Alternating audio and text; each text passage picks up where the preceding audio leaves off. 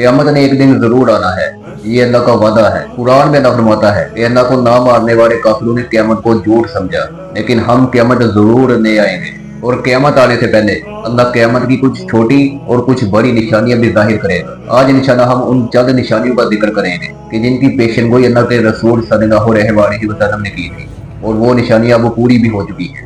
क़यामत की सबसे बड़ी निशानी जो पूरी हो चुकी है वो है अल्लाह के नबी का इस दुनिया में आ जाना। इसके मुतालिक रसूलुल्लाह सल्लल्लाहु अलैहि वसल्लम ने फरमाया कि मैं और क़यामत इसी तरह भेजे गए हैं जैसे ये दो उंगलियां। जैसे इन दो उंगलियों में बहुत कम फासला है, ऐसे ही अल्लाह के नबी और क़यामत के बीच बहुत ही कम फासला है। यानी कि अल्लाह के आखिरी नबी का इस दुनिया में आना क़यामत की पहली निशानी है। और जैसे कि हम सबको पता है कि ये निशानी कब की पूरी हो चुकी है। और क़यामत की एक और निशानी जिसका कि अल्लाह ने कुरान में भी जिक्र किया है। अल्लाह कुरान में फरमाता है कि चांद टूट गया और क़यामत करीब आ गई। यानी कि चांद का टूटना भी क़यामत की निशानी में से एक निशानी है।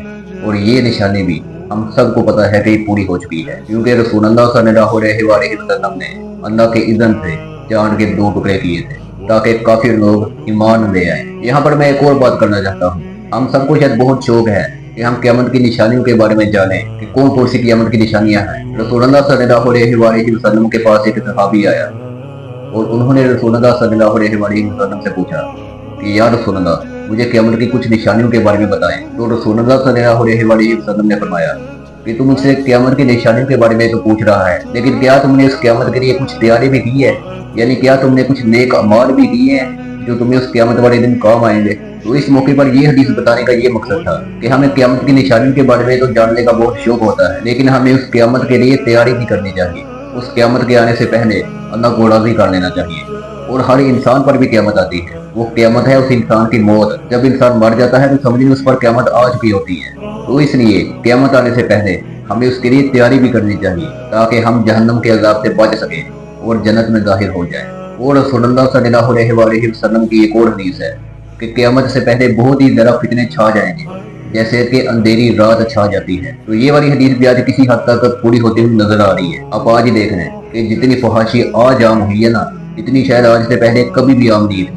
यानी कि आज तकरीबन हर बंदे के हाथ में ही मोबाइल फोन है और उसमें वो जब मर्जी जितनी मर्जी गंदी चीजें देखता रहे, उसे कोई पूछने वाला नहीं है। आज से पहले तो शायद बंदा ऐसा सोच भी नहीं था सकता कि ये वाला दौर भी आएगा।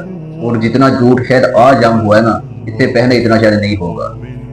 आप देख लें सोशल मीडिया के जरिए फेक न्यूज कितनी जल्दी वायरल हो जाती है और लोग उस पर यकीन भी कर देते हैं बगैर सोचे समझे। ये तो शायद अभी इन फितरों की शुरुआत ही हुई है, अभी पता नहीं आने वाले दौर में क्या होगा। तो इंशाल्लाह अगली वीडियो में हम एक बहुत ही इंपॉर्टेंट हदीस को भी डिस्कस करेंगे और वो भी क़यामत की निशानियों पर ही एक हदीस है।